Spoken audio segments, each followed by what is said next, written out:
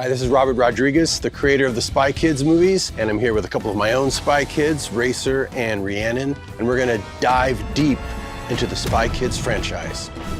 So for Cortez, I was writing things based on my experiences. So my uncle name is Gregorio Rodriguez. He was a special agent in the FBI. We changed the family name from Rodriguez to Cortez to represent our family's name. Agents Ingrid and Gregorio Cortez en route.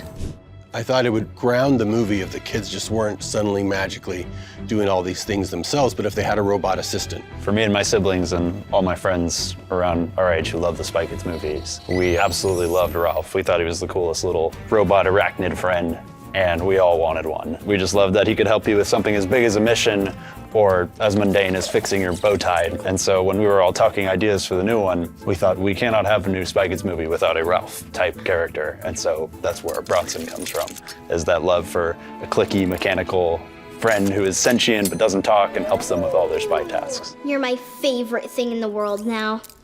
Spy Watch.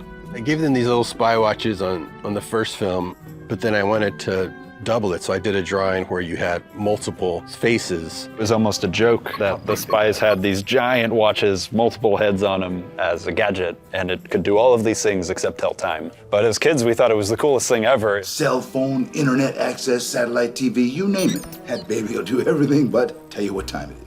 Spy Kids 3D. So my kids were so into video games back then. In fact, I even asked them, what do you like more, movies or games? They said games.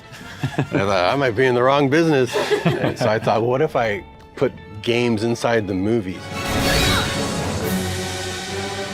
What is this?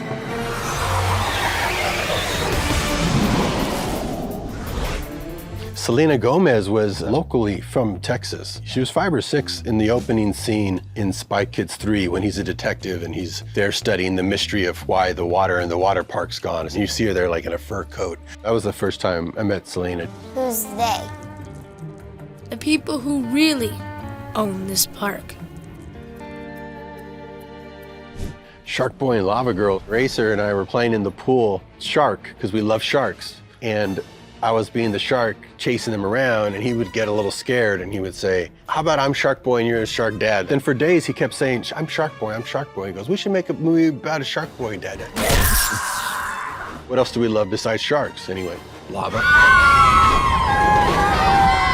Racer the writer. So Spy Kids Armageddon, this is the first time we got to officially write together, because you wrote with me on We Can Be Heroes, but getting you into the writing stage early on this, how did that go? When we were finishing our last family film together, We Can Be Heroes, we talked about, what if we brought Spy Kids back? So we were kind of joking about that. And so we did our favorite writing method that we started when I was 7 with Shark Boy and Lava Girl, accidentally, was to go into the pool, take a notepad, and just talk ideas and come up with them as you're in there. That first conversation for Spy Kids Armageddon, we came up with a lot of the key ideas, like saying, okay, we have to bring the video game back. So what if, to make the villain like Floop, he's fun and an entertainer, but he's a game designer.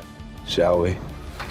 The new enemies we had, one of them was these long robots that had an AR overlay, but the robots were pretty ferocious. They were dangerous. They could rip through pillars and do all these things. But then she did this amazing drawing. The concept artist gave us some ideas for the robots underneath the Heck Knight skin. We looked at all of them and some of them were just too geometric. They were too hard to draw, had too many details. But there was one in particular that was very round, very, very lanky, very sleek. And I thought, that one looks cute. I'm gonna try and doodle that really fast, like a little kid would. It was so fun to draw and it was just so, he was so cute. And I thought, this is the one. This is the one that we need to use because kids are gonna love this one. They're just cute little beep boops. Thanks for joining us. Please enjoy Spy Kids Armageddon, but then go back and watch the other Spy Kids because you'll see some of the Easter eggs from this film were planted originally there. And they're all created by a family, for your family. So enjoy them.